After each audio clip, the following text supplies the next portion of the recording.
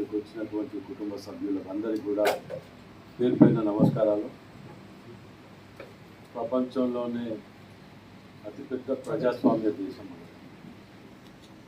వీళ్ళకు స్వేచ్ఛకు ప్రేమకు ప్రతిదానికి కూడా మారు పెరుగున్నటువంటి మన దేశంలో ఏకపక్షంగా చర్చలకు శాంతి చర్చలకు సిద్ధంగా ఉన్నామన్నా కానీ దాన్ని పట్టించుకోకుండా ఆదివాసులని వారికి గత్యంతరం లేక జంగల్ ఫారెస్ట్లలో వెళ్ళటం ఇంటిపోవటం అడ్డుకోవటం వాళ్ళకు మరణానికి కారణమైనటువంటి కేంద్ర ప్రభుత్వాన్ని నిజంగా కూడా మేధావులు విద్యార్థులు ప్రజాస్వామ్యవాదులు అందరూ కూడా దీన్ని ఖండించవలసిన అవసరం ఉంది. ఎందుకంటే పక్క దేశాల వాటికి అట్లాంటి శత్రు దేశాలకు కూడా చర్చలకు ఆస్కారం ఇచ్చింది. కానీ మన బిడ్డలు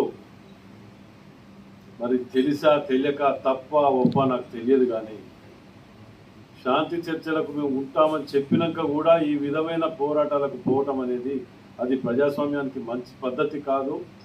దీనిని అందరం కూడా ముక్త కంఠంతో ఖండించడమే కాకుండా ఎవరికి భయపడవలసిన అవసరం లేకుండా వారి అభిప్రాయాలని మనం ముందుకొచ్చి చెప్పవలసిన బాధ్యత ఉన్నది. ఎవరికి ఎక్కడో ఏదో జరుగుతుంది కదా మనకేం సంబంధం లేదు అని ఎవరికి వారి ఇంటికాడ కూర్చుంటే రేపు వారికి జరగవచ్చు, రేపు ఇంకొరకు జరగవచ్చు, ఎల్లుండి మనకు జరగవచ్చు. కాబట్టి దీన్ని ఆపాలని చెప్పి కాంగ్రెస్ పార్టీ తరఫు నుంచే కాకుండా మా అధ్యక్షులు కానీ ముఖ్యమంత్రి గారు కానివ్వండి దీని మీద క్లారిటీగా ఉన్నారు. ఇక్కడ మేము కూడా దీని మీద ఎటువంటి అనుమానం లేదు.